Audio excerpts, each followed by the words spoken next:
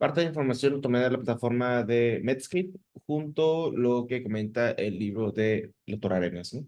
Se considera como una enfermedad inflamatoria, crónica, ¿sí? Y es sistémica, o sea, que quiere decir que no nada más afecta a piel, sino que afecta a nexos o por ejemplo, a otros órganos. Por ejemplo, articulaciones, ¿sí?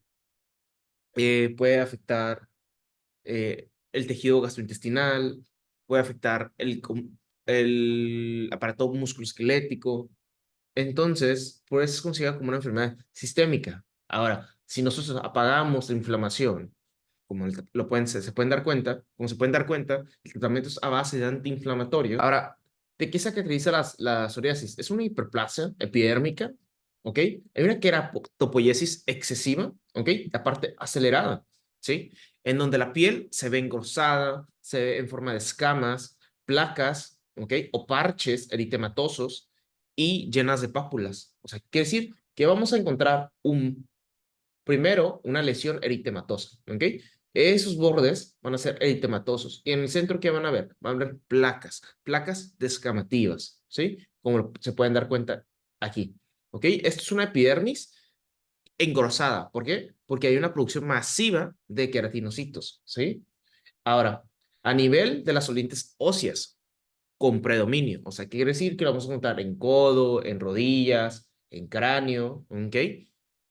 Cuero cabelludo o legión lumbrosacra. Como también ya habíamos comentado, esto es una lesión muy exagerada, ¿sí? Pero hay veces que las lesiones se encuentran menos engrosadas. O sea, ¿qué quiere decir? Que se ven como dermatitis atópica o se ven como una especie de tiña, ¿sí? Entonces, por ese lado, es un poco más difícil realizar el diagnóstico, ¿sí? Ahora, ¿qué pasa con el recambio del queratinocito normal? Normalmente se realiza cada mes o cada 3 a 4 semanas. Eso es lo normal. Pero ¿qué pasa con un paciente que tiene psoriasis? El recambio celular se realiza cada 3 a 7 días. O sea, quiere decir que en menos de una semana va a haber mayor cantidad de queratinocitos y se van a ver muchos queratinocitos desprendiéndose, como se pueden dar cuenta, en forma de escamas, ¿sí? Ahora, ¿cuál es la epidemiología de esta enfermedad? Bueno, se sabe que afecta al 0,1 o al 3% de la población en general y más o menos hay entre 30 casos a 321 casos por año, ¿ok? Por cada 100,000 habitantes. Y en la TAM, en México representa el 2% de las consultas dermatológicas. El 33% de los casos se presentan en menores de 20 años, pero la mayoría de las veces la psoriasis se presenta como una forma leve, ¿sí? Ahora, aquí nos vamos a dar cuenta cómo es la lesión eritematosa. Recuerden que una lesión eritematosa es una zona roja, ¿sí? Donde el flujo sanguíneo es muy exagerado, ¿sí? Y aquí vamos a ver que la epidermis, o sea, la capa más expuesta de la piel, se ve muy engrosada, ¿sí? Ahora, ¿a qué se debe? Se debe a un estímulo inmunológico, ¿sí? Se sabe que el sistema inmunológico, se sabe que es una enfermedad autoinmune, en donde hay una hipersensibilidad tipo 4, donde hay una respuesta celular y esas células estimulan que el queratinocito se reproduzca, ¿sí? Estimula la capa basal y la capa basal produce demasiada cantidad de queratinocitos, ¿sí? ¿Cuál es el mecanismo? Hay dos teorías como tal. Una es exposición rayo ultravioleta, la otra es exposición a trauma, ¿sí? Por ejemplo, el fenómeno de Koebner, entre otros, ¿no? Y hay uno tercero, que es como una presentación de psoriasis diferente, que es post-infección de vías respiratorias por lo general, y se conoce como psoriasis en gota, ¿sí? Entonces aquí hay una respuesta inmunológica. El sistema inmunológico, por lo tanto, el linfocito T, en la mayoría de los casos, estimula al queratinocito, ¿no? Con relación a su producción. Entonces, a los pacientes vamos a encontrar este tipo de escamas, ¿no? O este tipo de lesiones. O sea, en el fondo es eritematoso, color rojo, tiene buenos bordes. La mayoría de las lesiones en el centro, ¿ok? Se van a ver placas, ¿ok? De escamas, como se pueden dar cuenta. ¿De qué color? Por lo general son color blanquecino, ¿ok? Hay otras versiones de psoriasis donde se ve de otro color, pero por lo general son blanquecinos y a veces las lesiones son brillosas, ¿sí? Entonces, por lo general lo dejamos así. O la otra es dejarlo con color salmón o nacarda, ¿no? Entonces, así es como se ve una lesión. ¿En dónde estamos viendo esta lesión? Probablemente es en el área de la rodilla, ¿sí? Hay otro tipo de presentación de psoriasis, por ejemplo, que afecta en región palmar y regiones plantares, ¿no?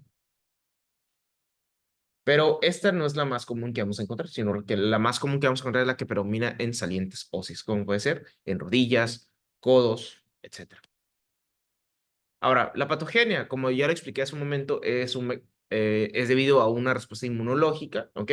Hay una acumulación excesiva de linfocitos T, ¿ok? Por eso se considera como una respuesta de hipersensibilidad tipo 4, la fisiopatología, en donde hay un predominio de linfocitos CD8 por lo general, ¿sí? A nivel de la epidermis, ¿ok? Y claro que hay una liberación masiva de interleucinas, ¿ok? Sobre todo interleucina 2 y TNF-alfa. Justamente podemos atacar sobre esta citocina, este TNF-alfa, con cierto tipo de medicamentos que ustedes ya han visto durante las clases, ¿sí? Por ejemplo, podemos usar infliximab, adalimumab, ¿ok? Que son anticuerpos monoclonales contra la citocina TNF-alfa, ¿no?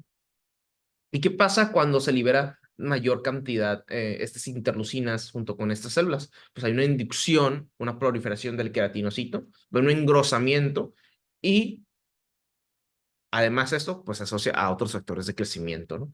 Que pues, realmente pues, no cobran tanta relevancia, porque realmente en la práctica lo que se utiliza o el tratamiento se utiliza es atacar las interleucinas y no atacar los factores de crecimiento, ¿no? Entonces, lo que nos interesa es atacar la respuesta inmunológica, ¿ok? Con relación a las citocinas, ¿sí?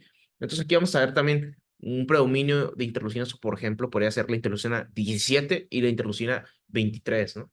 Y aquí se pueden aplicar medicamentos, por ejemplo, el medicamento se le conoce como secukinumab, que es un inhibidor de la interleucina 17, y podemos utilizar otro medicamento que se le conoce como ustekinumab, ¿no? Que inhibe a la interleucina número 23. ¿Ok? Entonces, estas interleucinas que les menciono cobran una gran relevancia. Como ya sabemos, hay una respuesta inmunológica, en donde esta respuesta inmunológica va a predominar el linfocito T. Por ejemplo, esta es una tabla que se encuentra en el libro de Robbins, ¿ok? Y Robbins explica que el mecanismo como tal, el mecanismo patogénico en específico, todavía se desconoce, pero hay estudios, como les comento, que asociada a la expresión de rayos ultravioleta, ¿ok? Hay una destrucción de la piel, ¿ok? Recuerden que hay una respuesta citotóxica, ¿ok? En donde el linfocito ataca al queratinocito y eso estimula a que el CD4 estimule a que se siga produciendo más queratinocitos. Generan pues, este tipo de lesiones como les comento. Y esta imagen lo tomé del artículo que se encuentra en la plataforma de Nature, que sale en el 2016, que es básicamente es un resumen de lo que sucede con la enfermedad. Entonces, les había comentado que se sabe cuál es que ahorita se desconoce como tal cuál es el desencadenante, porque el desencadenante hay varios, ¿eh? No nada más rayos ultravioleta, también pues fármacos, uso de beta bloqueadores, cierto tipo de medicamentos, también está asociado a que se aparezcan lesiones tipo psoriáticas. Entonces, se sabe que hay entre comillas, un agente agresor que lastima o estimula que el queratinocito se haga, en este caso, como autorreactivo con relación a los linfocitos T. La célula dendrítica toma, por ejemplo, ese antígeno, o sea, ya sea que se destruye el material genético en este caso, del queratinocito, y posteriormente se ha presentado con un linfocito T, ¿ok? Y el linfocito T genera una respuesta TH1 junto con una respuesta TH17. Una vez que se active el linfocito CD8, el CD8 va a migrar a la epidermis y va a ir directamente a atacar al queratinocito, ¿sí? Una vez que lo destruya, pues eso va a generar que se produzcan en este caso, nuevos queratinocitos, ¿sí? Como se dan cuenta, el linfocito CD8 trabaja con su complejo histocompletar tipo 1, ¿sí? En el receptor que se encuentra el queratinocito. Complejo complejo histocompletar tipo 1 porque el queratinocito es una célula y tiene un núcleo, ¿no? Por eso es complejo histocompletar tipo 1, ¿sí? Ahora, eso hace que se liberen cierto tipo de citocinas y eso mismo va a generar una estimulación con relación, una vez que se destruya el queratinocito, va a generar un estímulo en donde van a proliferar todos estos queratinocitos. Y, por ejemplo, esto es una imagen que se encuentra en el libro de Robbins Y aquí podemos darnos cuenta que al inicio las lesiones son muy inflamatorias, ¿ok? Y a veces empiezan como bordes con placas, empiezan con placas eritematosas, como se pueden dar cuenta aquí. Y eventualmente esas pápulas que ven ahí alrededor, ¿ok? Se van haciendo de escamas muy pequeñitas a escamas muy grandes hasta generar una escama o una placa de escamas, como se pueden dar cuenta aquí, ¿sí? Entonces se va a ir expandiendo, por así decirlo. ¿A qué se debe? Pues a una hipersensibilidad tipo 4, ¿ok? Entonces vamos a ver una hiperplasia de la epidermis, ¿ok? Por ejemplo aquí. Y entre las lesiones, entre la epidermis, aquí vamos a encontrar un hiperinfiltrado de células inflamatorias, por lo general, en este caso, van a linfocitos, pero sobre todo neutrófilos, ¿sí? Ahora, ¿cuál es la presentación de las lesiones psoriáticas o cuál es la presentación de la psoriasis? Primero que nada, sabemos que es multifactorial. Hay muchos agentes que lo pueden desencadenar, ¿sí? La presentación más común de los tipos de psoriasis, la más común es la de tipo vulgar, de psoriasis, la presentación de tipo vulgar. ¿Cuál es la tipo vulgar? La que se presenta en forma de placas, ¿sí? La psoriasis vulgar o la psoriasis en forma de placas, pues la vamos a encontrar así. Las lesiones van a ser las mismas como se puedan presentarse, por ejemplo, ya sea en palmas o en plantas de los pies. Pero cuando hablamos de la vulgar, por lo general se predomina en salientes óseas, por ejemplo, en cráneo, cuero cabelludo, tobillo, rodillas, región lumbrosacra o la región donde se encuentra el codo, ¿sí? Ahora, de las presentaciones de las añadidas, ¿ok? Cuando hay una presentación vulgar, el 50% de los casos se manifiesta en uñas o en región unguial, ¿ok? Y el 15%, el 15 al 30% se presenta con lesiones en las articulaciones, una manifestación en forma de artritis, muy parecida al artritis reumatoide, que es simétrica, ¿sí? Predomina lesiones, predomina la rigidez y aparte, lo más característico de esta psoriasis es que es erosiva, o sea, ¿qué quiere decir? Que es destructiva, deformando las articulaciones, ¿no? También está asociado al síndrome metabólico. Entonces, la persona por lo general va a tener diabetes, va a tener obesidad, sobrepeso, dislipidemias, hiperlipidemia, hipertrigliceridemia. ¿Ok? Los pacientes manifiestan eso, hipertensión arterial, etcétera, ¿no? Entonces, para que lo tengan en cuenta eso. ¿Sí? Y algunos desencadenantes con relación a que sea multifactorial, pues les comentaba que había medicamentos, por ejemplo, beta bloqueadores, algunos antipsicóticos y algunos complejos de histocompatibilidad, como por ejemplo puede ser el HLA-B27, ¿ok? Quienes sean portadores de esto, pues van a tener susceptibilidad de presentar psoriasis, ¿sí? Y con relación a las lesiones de las uñas, va a haber una depresión en la placa unguial, aparición de leuconiquia, onicolisis y hiperkeratosis. O sea, ¿qué quiere decir? Que hay una formación masiva de piel, pero la misma uña se está destruyendo. Por ejemplo, también puede haber este tipo de lesiones, como se pueden dar cuenta aquí. Esos puntillos son muy característicos en los pacientes con psoriasis. Entonces, vean aquí cómo se va, por así decirlo, deprimiendo. Esta es la placa de la uña. Entonces, esa placa de uña se ve muy, muy, muy plana, no se ve abultadito como las uñas normales, ¿sí? Aparte de eso, alrededor de las lesiones, pues vamos a ver que se va a ir alrededor de la uña, por lo general en la periferia, en la parte más distal, ahí vamos a ir viendo cómo se va a ir quebrando la uña y las uñas se van a ir como destruyendo poco a poco. Por ejemplo, aquí, ¿sí? Aquí vamos a ver una hiperkeratosis, ¿ok? Una producción masiva de queratinocitos, ¿sí? Alrededor de las uñas de los pacientes con psoriasis. Esta es la epidermis, ¿ok? Esta es la producción de queratinocitos a nivel de la capa basal, ¿ok? Recordar que en los pacientes con psoriasis se acelera la producción de células, es muy significativa con relación al corto tiempo que hay a comparación de la producción de queratinocitos en una persona normal. La presentación de la psoriasis, pues esta presentación de psoriasis, que es la forma de placas, la más común de todas, predomina en pacientes que tienen entre los 15 a los 22 años de edad hasta los 55 o 70 años de edad. O sea, tiene dos picos de incidencia, ¿no?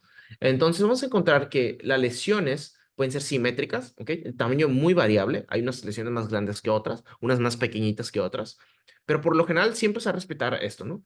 Que la base va a ser la base va a ser eritematoso, va a estar enrojecido, ¿sí? Y que por arriba se van a encontrar placas, ¿ok? Placas descamativas o escamas engrosadas a comparación de otras lesiones, ¿no? Por ejemplo, vean aquí el color también, lo muy característico que es como color blanquecino, ¿ok? O que es brilloso, plateado. Eso también es sugestivo de psoriasis. Entonces recordar, si se encuentra también del lado izquierdo del codo, pues también se encuentra del lado derecho, ¿no? Por arriba, ¿ok? ¿Sale? En el centro, escamas engrosadas de color blanquecinas, ¿ok? O plateadas, ¿sale? ¿Y en dónde? A nivel de salientes óseas, ¿no? Es lo característico de psoriasis, ¿ok? Por ejemplo, diagnóstico diferencial, la dermatitis atópica también se presenta con descamaciones, porque la piel está serosa, estas lesiones se encuentran por general en regiones de flexión, ¿ok? O, o en pliegues, ¿sale? Por ejemplo, algunas lesiones también lo describen como color salmón, ¿no? Por la combinación que tiene la placa descamativa junto con la placa eritematosa, ¿sí? Algunas lesiones en las uñas, vean aquí cómo se encuentra punte, un puntilleo, ¿sí? ¿Ok? Vamos a ver que el borde, ¿ok? De la uña, el borde libre de la uña, se encuentra agrietada o destruida, ¿sí? Y lo más característico, los que había comentado, era que los puntilleos, ¿no? Que se encuentran alrededor de la uña, junto con la hiperkeratosis, ¿no? Producción masiva de queratinocitos sobre el lecho unguial, ¿sale? Las localizaciones, así como se les ha comentado, es mucho más frecuentemente en salientes óseas, ¿ok? Codo y rodillas, pero también podemos encontrarlos, por ejemplo, en piel cabelluda, ¿ok? O en lesiones o en lugares donde predomina el fenómeno de Koebler, ¿no? Por ejemplo, zonas de traumas, zonas de exposición a sol, quemaduras, abrasiones, etcétera, ¿ok? Hay otro tipo de presentaciones, por ejemplo, a nivel del ombligo, palmas, plantas, pero realmente las más importantes son a nivel de las salientes óseas, como se encuentran en estas imágenes, ¿no? Vean aquí las lesiones de tamaño muy variable, ¿ok? Pueden ser de 1 centímetro, de 10 centímetros, etcétera, ¿no? Vean aquí, por debajo de la lesión, o sea, la base de la lesión la base de la lesión es eritematoso, o sea, rojizo, ¿sí? Pero por arriba, ¿ok? Se encuentran placas muy engrosadas, ¿no? Por ejemplo, aquí, vean aquí, a niveles salientes óseas, rodillas, ¿ok? La base eritematosa, pero por arriba se encuentran placas, en este caso, gruesas, ¿ok? Los tocas son descamativas, ¿ok? Y aparte son color blanco a plateado, ¿no? ¿Sí? Vean aquí las lesiones a nivel de piel cabelluda, ¿sí? Vean aquí las lesiones a nivel de palmas, ¿ok? Por ejemplo, aquí solo vemos más que nada placas eritematosas. No vemos como tal esas escamas engrosadas todavía, pero hay que tenerlos en cuenta que eventualmente puede ir evolucionando, ¿no? O la otra presentación es que sea así, nada más, sin necesidad de escamarse. Sí, la necesidad de descamarse, ¿sí? Por ejemplo, ven aquí, placas eritematosas, pero aquí no vemos placas de tipo descamativas. A lo mejor aquí, esto puede ser descamativo o esto de acá, pero lo demás, por general, predomina más las lesiones con placas eritematosas, ¿ok? Así es como se presenta algún tipo de psoriasis, ¿sí? Por ejemplo, vean estas imágenes. Por ejemplo, la base eritematosa de bordes bien definidos, de gran tamaño, más de 10 centímetros, ¿ok? Donde se encuentra a nivel de tronco, por general, en región abdominal, ¿ok? A nivel supraumbilical, ¿sí? Vamos a encontrar lesiones eritematosas, ¿ok? Con descamas, estas se ven como descamas, por ejemplo, a nivel periférico se ven como escamas más gruesas, pero en el centro vamos a encontrar las escamas más finas, ¿ok? Y esto podría ser diagnóstico diferencial de una tiña, por ejemplo, una tiña corporis. Vamos a ver otras lesiones, por ejemplo, aquí, lesiones eritematosas en forma de placas, ¿ok? Por ejemplo, tenemos pápulas, ¿ok? Y en el centro de las lesiones vamos a encontrar todo eritematoso, pero el borde, ¿ok? En la periferia vamos a encontrar más de escamas un poquito más finas, ¿no? Para que tengan en cuenta eso. Esto, así es como se ve psoriasis en forma de placas, ¿sale? Vean aquí, psoriasis plantar, vean acá, lesiones con un borde, lesiones con una base eritematosa, ¿ok? Pero aquí vemos que las lesiones que predominan, ¿ok? Las escamaciones pueden ir variando de gruesas, ¿ok? O de finas a gruesas. Aquí vamos a ver también en la planta lesiones con base eritematosa, ¿sí? En la periferia, bordes descamativos, ¿ok? Color blanquecino, dichas placas, ¿sí? Pero estas placas no son más grandes de más de 10 centímetros, ¿no? Como se pueden dar cuenta. Por ejemplo, en cara, aquí podemos confundirnos con un impétigo, ¿sí? Pero impétigo tiene costras mielicéricas o ampollosas, ¿no? Aquí no vemos ampollas, ¿ok? No sé si aquí sea una lesión necrótica, ¿ok? Una, eh, o algún coágulo de sangre, ¿sí? Vemos estas lesiones, por ejemplo, vamos a ver placa o una base, una lesión, una dermatosis con base eritematosa, con placas descamativas, ¿ok? No todas cumplen no todas son muy engrosadas, algunas más finas que otras, ¿ok? Y también vemos pápulas, ¿no? Como se pueden dar cuenta. Vean aquí, más lesiones de psoriasis en placas, ¿ok? Base eritematosa, ¿sí? Tamaño variable, ¿sí? Forma variable también. Aquí unas lesiones más ovaladas que otras, ¿ok? En donde las lesiones presentan costras en el centro, engrosadas, ¿ok? Color de la piel, algunas, ¿ok? Algunas color blanquecinas, ¿sí? O color salmón, también como lo reportan, ¿no? Para que lo tengan en cuenta eso. Estas lesiones pueden ser pruriginosas y lo más característico es que cuando lo raspamos, descamamos las lesiones, aparece un puntillo, en este caso sanguinolento, que se le conoce como signo de Auspit, ¿no? Vean, por ejemplo, aquí. Todos estos son lesiones compatibles para hacer un diagnóstico diferencial con tiñas, ¿sí? Pero ¿cuál sería la forma en que nosotros podemos descartar una tiña o una psoriasis? Primero, antes que nada, aplicar luz de Wood y posteriormente hacer un raspado para mandarlo a tinción KOH, ¿no? Y ver la presencia de hifas o pseudohifas. Vean aquí, a nivel de muñecas, a lo mejor aquí este tipo de lesiones van cambiando. Aquí se podría hacer un diagnóstico diferencial con relación a dermatitis atópica o dermatitis por contacto, ¿ok? Recuerden que la dermatitis atópica predomina en todo el cuerpo, ¿ok? Pero si fuera de contacto, por lo general predomina en zonas localizadas, ¿no? Puede que esta persona esté usando un detergente en las manos, un reloj, ¿ok? Que sea el material rico en níquel, etcétera, ¿no? Entonces aquí vamos a ver lesiones con placas eritematosas, ¿ok? Una base eritematosa, ¿sí? Lesiones descamativas, tanto en el centro como en la periferia. Vamos a ver unas costras hemáticas, ¿ok? Aquí no vemos lesiones impetiginosas, ¿ok?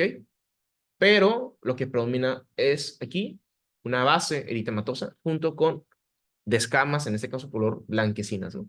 Hay unas escamas más grandes que otras, ¿no? Sí. Bien. Vean esta placa. Aquí ya no se observa como tal la base eritematosa. Muy probablemente va a tener una base eritematosa, ¿ok? Pero vamos a ver una hiperkeratosis, ¿ok? Esta hiperkeratosis de color blanquecina, ¿no? ¿Ok? Muy engrosada. ¿En dónde? Probablemente en la región del codo. Vean aquí. Esto es una tiña para saberlo diferenciar, ¿no? Por ejemplo, tiña tiene bordes eritematosos, ¿ok? En el centro no se ve tan eritematoso, pero las escamas también comienzan como forma de psoriasis, ¿no? Son escamas, pero más finas, ¿sale? Y por lo general también son pruriginosas, ¿sale? Vean aquí esta lesión. Lesiones ovaladas, ¿ok? Base eritematosa, ¿ok? Piel engrosada, ¿ok? Se ve que hay unas escamas muy engrosadas, ¿ok? Y si realizamos un raspado, vamos a encontrar un puntilleo, ¿no? Aquí, sanguinolento, y eso se le conoce como signo de Auspit, ¿sí? Nosotros estuvimos platicando mucho acerca de la psoriasis en placas, ¿no? Pero habíamos comentado al inicio que había psoriasis a nivel de las uñas, ¿ok? Pero por lo general, si afecta uñas, está afectada piel. La psoriasis inversa, que no lo hemos visto. La psoriasis eritrodérmica, que solo se ve eritematosa, así como lo vimos hace un momento, ¿ok? La psoriasis pustulosa, ¿ok? La que se sobreinfecta, y la psoriasis en forma de gota, que la vamos a comentar ahorita mismo, ¿no? Pero la más común de todas es la psoriasis en forma de placas, ¿ok? Que proviene más en salientes óseas, ¿ok? Algunos factores ya habíamos comentado, ¿ok? HLA-B27, ¿sale? Algunos desencadenantes, por ejemplo, uso de medicamentos, por aquí lo menciono bastante con los betabloqueadores, trauma, fenómeno de Koepner, la edad, la edad con la que se predomina. Esos pacientes van a tener factor reumatoide negativo porque no tienen reumatoide, pero la presentación es muy parecida a artritis reumatoide, ¿ok? Y vamos a ver algunas lesiones que predominan sobre todo en articulaciones, ¿no? Rigidez matinal o puede tener manifestaciones en la UVA, ¿no? En la uña, muy característico, ¿ok? El puntilleo, ¿ok? En el hecho unguial, ¿ok? Y ¿qué otra cosita más? Pues nada más. O destrucción de la uña, ¿no? Onicolisis, como tal, ¿no? En el borde libre de la uña. Psoriasis en forma de gota, ¿ok? Esta es una presentación distinta de las psoriasis que nosotros conocemos, la forma en placas. Esta psoriasis en gota, como lo menciona su nombre, pues se ve como en forma de gotas, ¿sí? O sea, que se ve en forma de puntilleo, como si estuvieran cayendo gotas, ¿sí?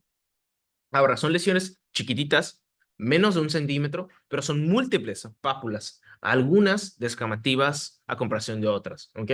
¿Dónde predomina estas lesiones? Aquí ya no predomina tanto en salientes óseas, sino se encuentra más comúnmente en tronco, brazos y piernas, ¿sí? Son áreas descamativas, recuerden, ¿ok? ¿Quién es más frecuente? Niños y jóvenes, post-infecciosa. Eso es muy característico de este tipo de psoriasis. Es post-infecciosa y por lo general el agente etiológico es estreptococo piógenes, ¿sí? Dermatitis estreptocócica, ¿sale? ¿A qué se debe? A una estimulación del linfocito T, ¿sale? Para que lo tengan en cuenta eso. Hay otras infecciones también, por ejemplo, VIH, etcétera, ¿no? Pero la más característica, la tipo estreptocócica. Y si ustedes recuerdan, el estreptococo piógenes en quienes predominan es en niños, con la manifestación de faringomigdalitis bacteriana, ¿cierto? Muy importante interrogar con relación al cuadro clínico de una semana previa, a ver si había presentado una infección de vía respiratoria alta, ¿sale? Vean aquí estas lesiones, ¿ok? Son múltiples, una dermatosis, ¿ok? Con múltiples pápulas, ¿ok? Algunas lesiones más eritematosas que otras, ¿ok? Y las lesiones por lo general son descamativas. El tamaño, menos de 1 centímetro, y la forma pues puede variar, pero generalmente son pápulas donde predomina, recuerden que en tronco, brazos y piernas, a comparación o a diferencia de psoriasis vulgar, que se encuentra por lo general en salientes óseas, ¿ok? Psoriasis inversa, ¿ok? Por lo general se encuentra en zonas de flexión. Por ejemplo, si fuera dermatitis atópica, pues pensaríamos primero en eso, ¿no? Entonces, ¿qué hace en axila? ¿Qué hace en región inguinal? ¿Ok? ¿Qué hace en región genital, ¿no? No debería estar haciendo ahí estas lesiones. Por lo general, eso es más en tiñas o dermatitis atópica. Entonces, una psoriasis inversa, su diagnóstico diferencial sería de una dermatitis atópica, ¿sí? O un intértrigo, ¿sale? Nivel de áreas intertriginosas entre uñas, ¿ok? Región de axila, ¿ok? Igual, ¿no? Base eritematosa, placas descamativas, ¿ok? Las descamaciones son gruesas, ¿ok? Y pues nada más, ¿no? ¿Ok? Esto es nivel inguinal, ¿ok? Entonces aquí vamos a ver lesión eritematosa, ¿ok? Pero aquí las lesiones pues no se ven tan descamativas a comparación de las demás que hemos estado viendo, ¿no? Psoriasis con presentación de artritis, ¿ok? Del 15 al 30% de los casos, más frecuentemente ya postdermatosis, o sea, ya habrá presentación de lesiones en la piel, ¿ok? Y las lesiones de las articulaciones pueden predominar a veces, o sea, puede volver crónico, ¿ok? Y la mayoría de las veces es en manos, ¿ok? En interfalángicas y en pies, ¿no? Como si fuera artritis reumatoide. Entonces, un diagnóstico diferencial de una artritis por psoriasis es la artritis reumatoide.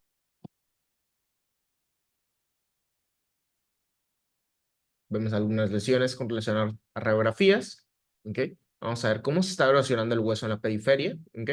Hay una actividad, en este caso, inmunológica, que estimula los osteoclastos y los osteoclastos destruyen el hueso, ¿no?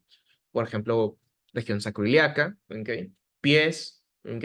Por lo general es muy característico que se forme unas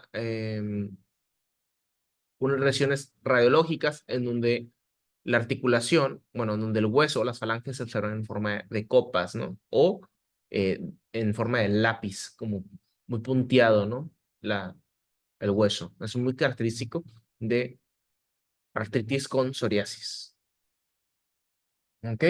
La expresión física que vamos a estar buscando, bueno, primero que nada, tenemos que localizar dónde tuvo un traumatismo, dónde tuvo una lesión reciente, ¿no? Como para buscar la asociación con relación al fenómeno de Koebner, ¿no? Vean, por ejemplo, aquí, psoriasis con fenómeno de Koebner, ¿ok? Probablemente esta persona está utilizando una faja, ¿ok? Lesiones en la uña, en las articulaciones, ¿ok? Vean aquí, lesiones descamativas, engrosadas, color blanquecinas. ¿En dónde? En salientes óseas, ¿no? ¿Sí? Esta lesión menos 10 centímetros, unos 5 centímetros, ¿sí? El signo de Auspit, siempre hay que buscarlo, ¿ok? Es básicamente hacerle un raspado sobre la placa. Normalmente una tiña le haces el raspado, pero el raspado no sangra. En este caso, en este raspado sí va a sangrar, ¿no? Va a haber un puntilleo sanguinolento en el centro de las lesiones, ¿no? O en la periferia de las lesiones, ¿ok? Y eso es muy característico de psoriasis, ¿ok? Aquí puede ser cualquier presentación de psoriasis. Vean aquí, estamos descamando, ¿ok? Estamos en una prueba, estamos haciendo la prueba para buscar el signo de Auspit, ¿ok? Vamos a ver esos puntilleos sanguinolentos, ¿ok? Y eso es característico de psoriasis, ¿ok? Recuerden que por debajo de la lesión escamativa se encuentra el borde eritematoso, ¿no? Un flujo sanguíneo pues elevado, ¿no? Entonces vamos a buscar, nos quedan unos criterios, pero no creo que se los vayan a preguntar. Estos son los criterios de Caspar, pero los criterios de Caspar se utilizan para hacer diagnóstico de psoriasis y artritis, ¿no? O sea, juntos, ¿no? La psoriasis artrítica, ¿ok? La artritis psoriática, ¿ok? Para hacer el diagnóstico de artritis psoriática. Pero eso es como un diagnóstico aparte, ¿no? Aquí nos concentramos en la parte de la piel, ¿ok? Pero ten en cuenta que para hacer el diagnóstico de artritis psoriásica ocupa los criterios de Caspar, ¿sí? Y al menos tuviste que al menos haber presentado tres de los siguientes hallazgos, ¿ok? Que sean aquí, ¿no?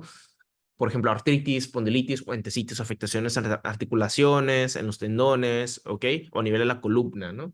Entonces, pero eso, los criterios de Caspar es para hacer el diagnóstico de artritis psoriásica. Entonces, no hay que preguntar mucho en eso. Ahora, ¿qué vamos a ver si vamos a realizar una biopsia a una persona con psoriasis? Hiperkeratosis, parakeratosis, ¿ok?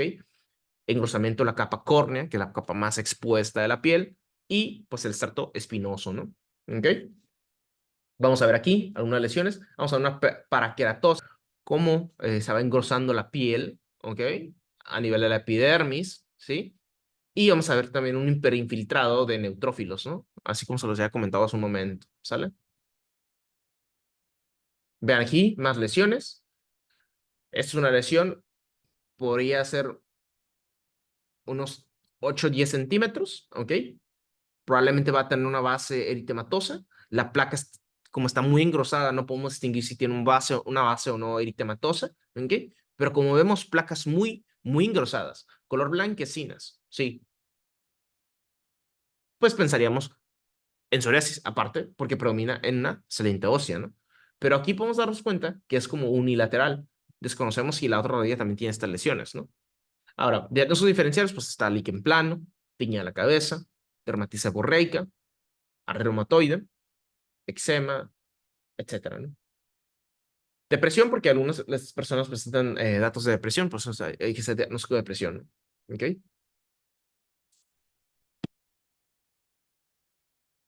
¿Ok? Lesiones descamativas, ¿ok? Son placas blanquecinas, ¿sí? ¿En dónde? En cuero cabelludo, ¿no? Vean aquí la placa blanquecina, engrosada, ¿sí? ¿En dónde? A nivel de cuero cabelludo. Bueno, preguntas. ¿Cuáles de las siguientes opciones se asocian con la aparición de las lesiones psoriáticas? Ya habíamos comentado el fenómeno de Koebner. ¿Una reacción alérgica? No. ¿Ok? No es una respuesta de hipersensibilidad tipo 1. ¿Ok? Alimentos ricos en gluten, eso es enfermedad celíaca. ¿Ok? Eso no. Las personas tienen diarrea, son intolerantes al gluten.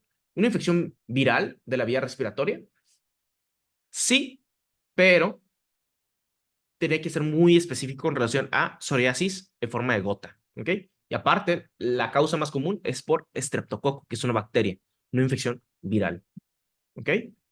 Enfermedad renal crónica, no, esa no está asociada a las lesiones con psoriasis.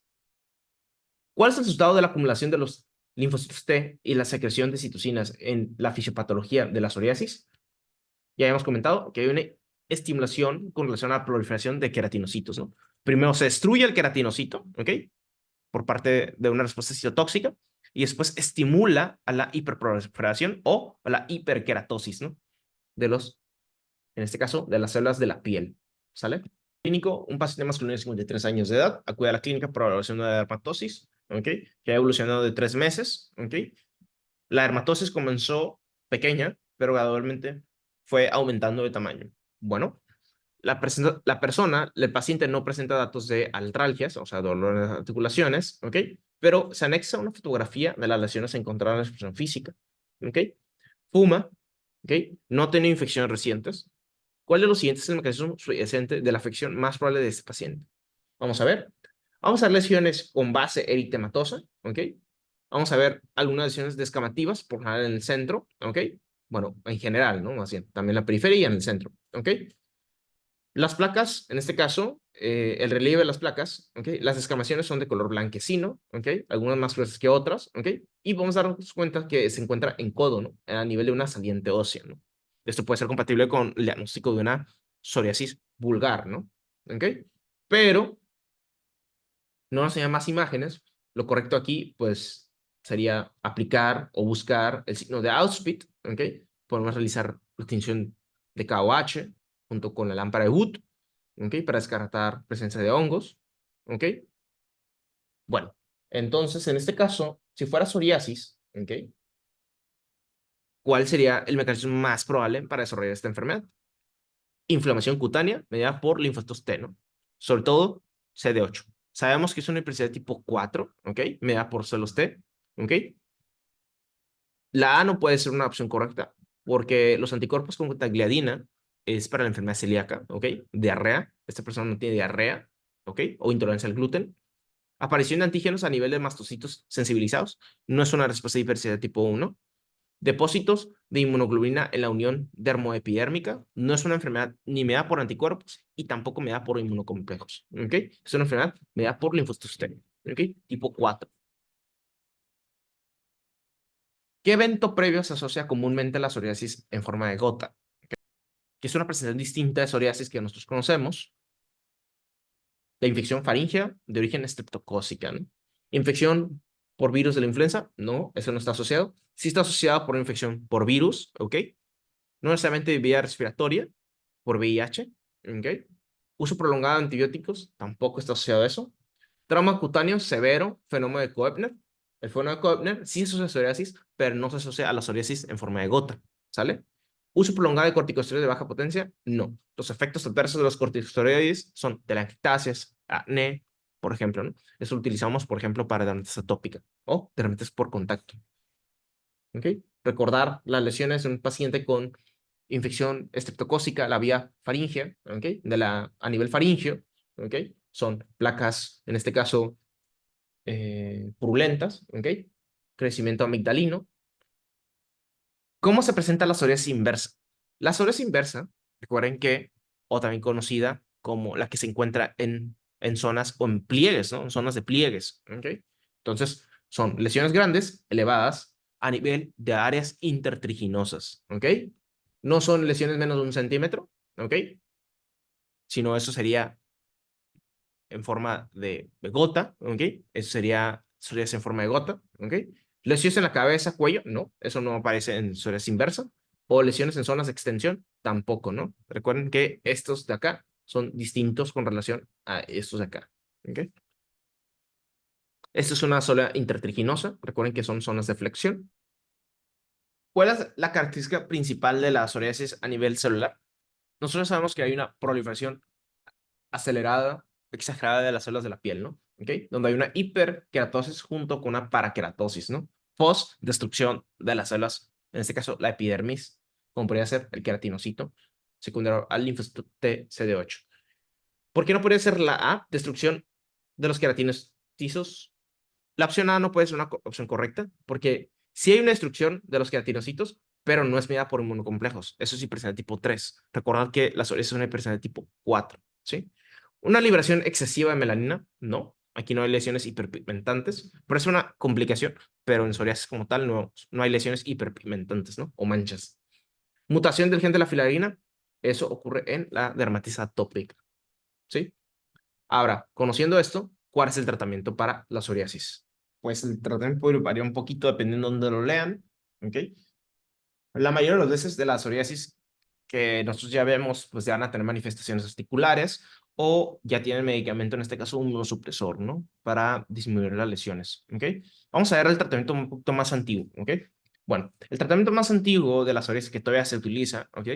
Ese tratamiento se utiliza combinado con glucorticoides, ¿ok? Es un tratamiento tópico, ¿sí?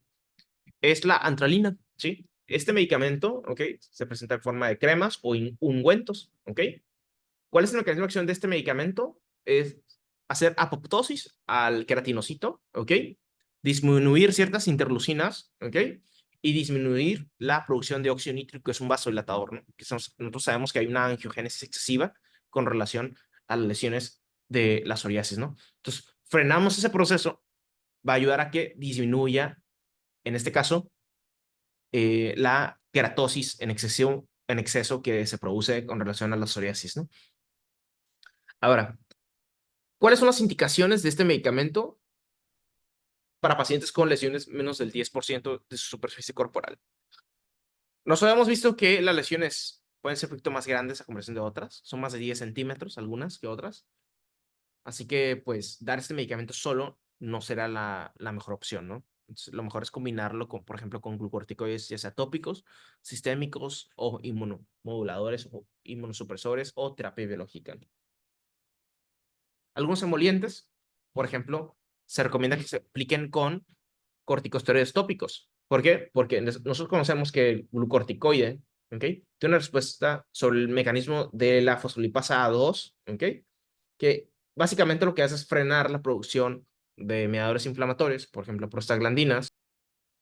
Aparte, sabemos que los glucósidos tienen un mecanismo intracelular como es bloquear el factor nuclear kappa beta, que básicamente lo que hace es generar una apoptosis sobre las células inflamatorias, sobre todo de los linfocitos T, que sabemos que hay una hiperactivación de estos linfocitos que van directamente a la epidermis, ¿no? Entonces, si frenamos la manera en que actúan los linfocitos T, pues podemos frenar la hiperkeratosis, ¿no?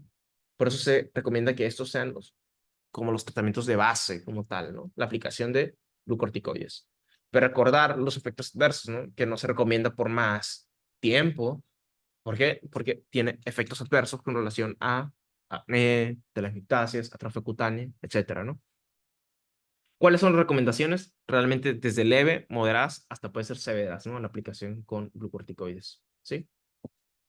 Ahora, con relación a los glucorticoides, pues hay distintos tipos de glucorticoides que podemos aplicar, ¿no? ¿Ok? Ahora, junto con las lesiones que son como más seróticas o más descamativas, se recomienda que se utilicen algunos ciertos hidratantes, podría ser el petrolato, ¿sí? Ahora, por ejemplo,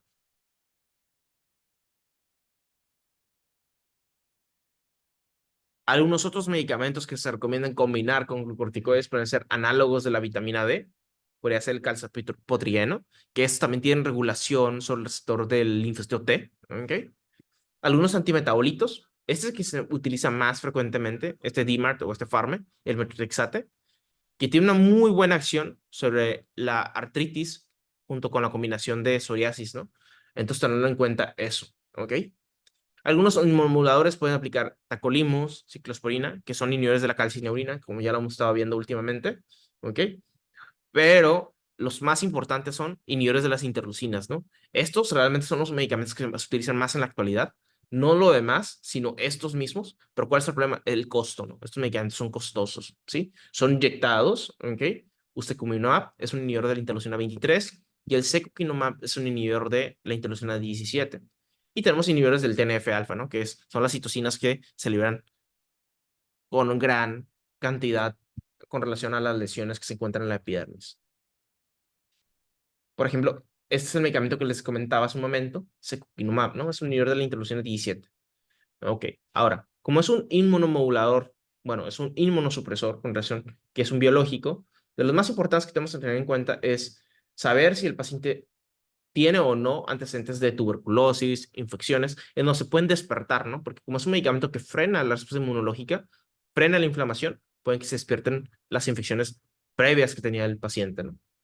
Y hay que ver cuál es el mecanismo de acción como tal del secukinumab, a pesar de que inhibe interleucina 17. Por ejemplo, vemos aquí el queratinocito, ¿ok? Vemos algunas interleucinas por este lado, ¿ok? Vemos la interleucina 17 que quiere interactuar con el queratinocito, ¿ok? El medicamento es un antagonista, ¿ok?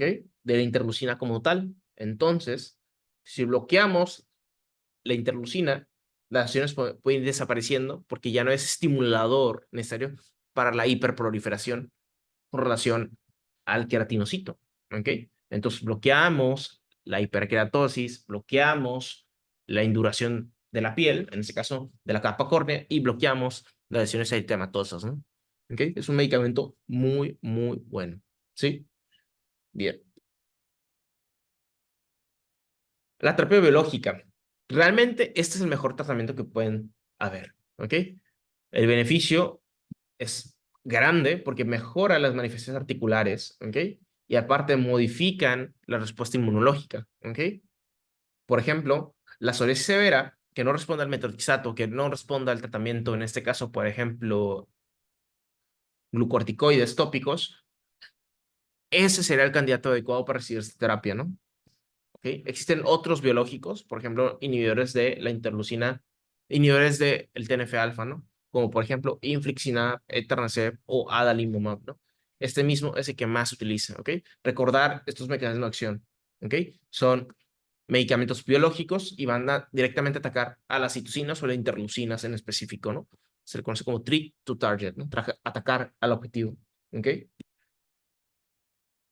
Ustekinumab lo que hace básicamente es bloquear el receptor de la interleucina número 23, ¿ok? Si bloqueamos la interleucina número 23, frenamos el proceso de la hiperkeratosis, de la inflamación y el proceso de las lesiones eritematosas. Muy bien, tenemos un paciente masculino de 25 años de edad con psoriasis en forma de placas, ¿ok? Está interesado con el tratamiento a base de ciclosporina. ¿Cuál es el mecanismo de acción principal de la ciclosporina en el tratamiento de la psoriasis? Inhibe la producción de la interleucina 2 por linfocitos T CD4, ¿no? Entonces, cuando bloqueamos la calcineurina, ¿ok? Ya sea con tacrolimus o con ciclosporina A, no dejamos que se produzca la interleucina 2, ¿no? ¿De qué célula? Del linfocito T CD4, ¿sí? Eso ya lo hemos estado viendo últimamente. En las demás clases ya lo hemos comentado, ¿ok? La ciclosporina previene la liberación de interleucina 2, o sea, la transcripción de genes de la interleucina 2, ¿no? Esta es la transcripción de la interleucina 2, ¿ok? Post presentación de antígeno, ¿no? ¿Ok? Célula dendrítica, macrófago con linfocito T, ¿sí? ¿Sale? Bien. Una vez que la interleucina 2 sea transcribida del núcleo, ¿ok? A través de los ribosomas, ¿ok? A través del DNA, ¿ok? Sale la interleucina 2 y se une a su receptor, ¿no? Y esa es la interleucina que perpetúa la inflamación, como la hemos estado viendo en las clases. ¿Ok? ¿Ok? Las demás opciones se descartan, ¿no? Inhibe el receptor de interleucina número 17. Ese medicamento se llama secukinumab, ¿no? Es una terapia biológica, ¿ok? Inhibe la producción de histamina, no, no es un antihistamínico. Por ejemplo, difenhidramina, loratadina, etcétera, ¿no? Inhibe la actividad de la dehidrofolato reductasa.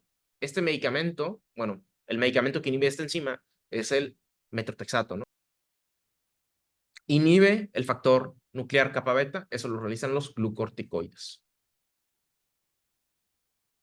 Vamos a un resumen de lo que dice el first aid de la psoriasis. La psoriasis son lesiones en forma de pápulas, placas, ¿ok?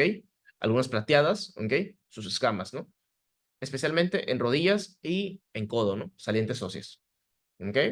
Hay una paraqueratosis, ¿ok? Entonces se escama la célula, ¿ok? Por lo general del estocórneo, que es la capa más externa con relación a la epidermis, ¿ok? Hay unos microabscesos que se le conocen como microabscesos de Munro, no sé si lo vieron, ¿ok? Y hay una producción masiva del estrato espinoso a comparación del estrato granuloso, ¿no? Y vamos a ver que el signo de Auschwitz se encuentra positivo, ¿no? El signo de Auschwitz básicamente ¿no? Tú realizas un raspado, así como lo hemos comentado, sobre la placa descamativa y vas a encontrar puntillos, en este caso sanguinolentos. En las tiñas no vas a encontrar eso. Por eso les digo que es súper importante el signo de Auschwitz, ¿ok? Pinpoint bleeding spots, ¿sale? Y la asociación con relación a las lesiones en la uña, ¿no? ¿Ok? Y las lesiones en las articulaciones. Entonces, estas son como las presentaciones extras de la psoriasis, la presentación unguial y y la presentación en forma de artritis. Aquí tenemos una paciente de 27 años de edad. Acude con consulta debido a unas lesiones desfigurantes en la piel que comenzaron a aparecer en los últimos días. Las lesiones se encuentran principalmente en el pecho, hombros y la espalda. Son pápulas eritematosas en forma de gotas, de 2 a 5 milímetros de diámetro, con finas escamas plateadas.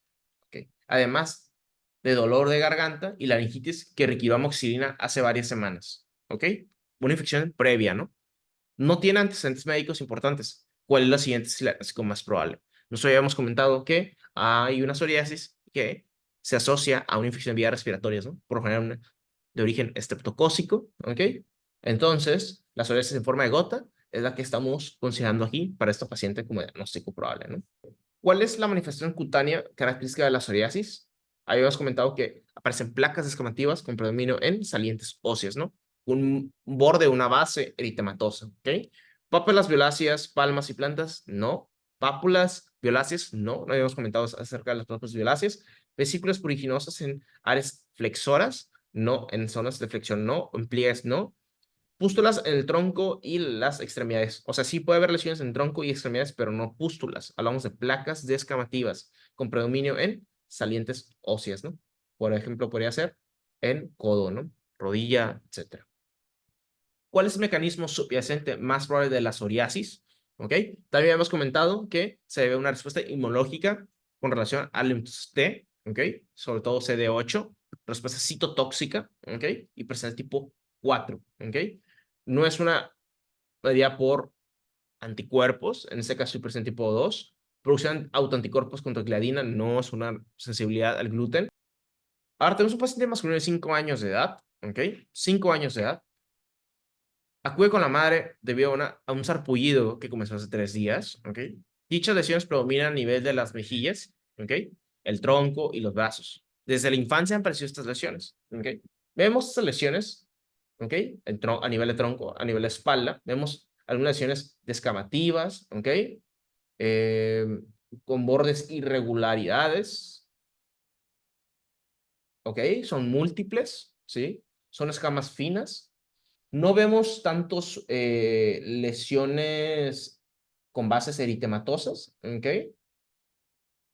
Vamos a ver, ¿qué más dice aquí? La madre había pensado que las erupciones estaban relacionadas al consumo de ciertos alimentos, pero la alimentación de leche y frutas no mejoró la erupción, ¿sí? El paciente ha tenido algunas infecciones de las vías respiratorias superiores, pero ningún otro antecedente relevante. Tiene vacunas al día, ¿ok? No toma de medicamentos. A la expresión física se anexa la fotografía de las lesiones, ¿no? Se observan a nivel de mejilla, ¿ok? En la parte aproximada de las extremidades superiores, ¿ok? No se observan lesiones en el área genital. ¿Qué condición está de este paciente? La condición de este paciente aumenta su riesgo de desarrollar cuál de las siguientes enfermedades adicionales. Vamos a ver. A ver. Vemos lesiones descamativas. Sí, vemos lesiones descamativas. Vemos la piel serosa, seca, ¿ok? Nos comenta que se presentan lesiones donde se encuentran las mejillas, ¿ok? Eso no son lesiones típicas, por ejemplo. Estas no son lesiones típicas de la psoriasis y tampoco son regiones muy específicas con relación a la psoriasis, ¿no? Psoriasis predomina en salientes óseas, por ejemplo, aquí.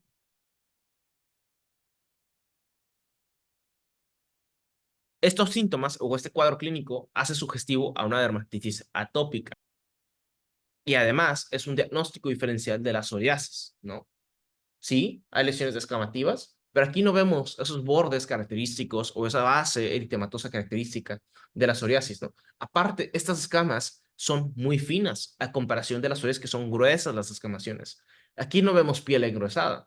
Probablemente este paciente podría tener liquenificación, pero no vemos lo característico de un paciente con psoriasis, ¿no? Entonces, si nosotros pensamos una dermatitis atópica por la edad, por la presentación, por el cuadro clínico, sobre todo que las lesiones se encuentran en mejillas, ¿ok? Y aparte en las extremidades, ¿ok? Pero no dice, no refieren que las lesiones son en predominio en salientes óseas, pues nosotros tenemos que pensar en una dermatitis atópica, ¿no? Entonces, un diagnóstico o una enfermedad que se puede asociar a una dermatitis atópica sería asma, ¿no? Por la triada atópica, ¿sale? Las demás opciones no podrían ser correctas. Por ejemplo, las enfermedades cardíacas se asocian bastante con psoriasis, que no lo mencioné, ¿ok? Sobre todo el riesgo cardiovascular, sobre todo en enfermedades, en este caso como psoriasis. Hipotiroidismo, enfermedad autoinmune, se podría asociar, ¿ok? Por la predisposición del 30%. La artritis, en este caso la artritis reumatoide, se puede presentar en una artritis reumatoide, pero este paciente no tiene nada característico de la psoriasis, ¿no? En hemolítica, enfermedad renal y enfermedad celíaca, pues no, se descartan. Entonces recuerden que el cuadro clínico de las escamas, siempre hay que buscarlas que no sean finas, ¿ok? Por lo general que las lesiones son con predominio en salientes óseas, que las escamas son gruesas, ¿ok? Ahí sí podemos pensar en psoriasis, ¿ok? Y aparte, esta persona no presenta lesiones a las uñas, ¿no? Tenemos que tener en cuenta que el 50% de las personas con psoriasis presenta lesiones unguiales. Bien. Aquí tienes un paciente de 37 años de edad, ¿ok? Acude al médico debido a que desde hace 2 meses ha presentado lesiones en la piel, ¿ok? Piel inflamada, engrosada, cubierta de escamas plateadas, en el cuero cabelludo, en el tronco, rodillas, ¿ok? Codo y rodillas, ¿ok? Salientes óseas. Refiere que las lesiones no han respondido adecuadamente a la aplicación de alquitrán de huya, al calcipotrieno y tampoco a la crema de triamcinolona. ¿Ok? Ya estamos utilizando emolientes, ha utilizado en este caso análogos de vitamina D, ha utilizado glucorticoides y no mejora. ¿Cuál de los siguientes medicamentos será el más apropiado en el tratamiento de la dermatosis de este paciente? Lo mejor es metotrexato, ¿ok? Son como las opciones que se vienen en primera línea. Antes de empezar terapia biológica, siempre considerar la opción de metotrexato, ¿ok? Para tenerlo en cuenta eso. Aplicaciones de ácido retinoico, no, eso es más como para acné. Emolientes ricos en ceramidas, más como para dermatitis tópica o de contacto. Y no es de la calcineurina, podría ser una opción, pero no le van al metotrexato, ¿ok? Azatopina es otro DIMAR, pero ese DIMAR no es como que está indicado como las primeras opciones de psoriasis, ¿no? Lo mejor es metotrexato, ¿ok? Y aparte, tener en cuenta que el metotrexato funciona bastante bien contra las lesiones de las articulaciones.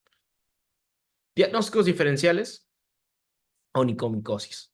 ¿Por qué? Porque el 50% de las lesiones de psoriasis es en uñas, ¿ok? Pero en onicomicosis, que es una tiña en las uñas, ¿ok? No presenta estos puntilleos, aunque sí presenta lesiones a nivel del lecho unguial, ¿no? O sea, ¿ok? Aquí en esta zona, ¿no? Y aparte, en la placa libre del el borde libre de la uña, sí se ve destruida, ¿no?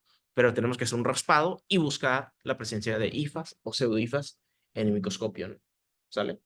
Para que lo tengan en cuenta eso. Pero ¿qué otra cosa hay que tener en cuenta? La onicomicosis no da artritis, ¿sí? No da manifestaciones articulares, pero la psoriasis sí lo da, ¿no? Entonces, obviamente, tenemos que hacer un buen interrogatorio ahí, ¿no?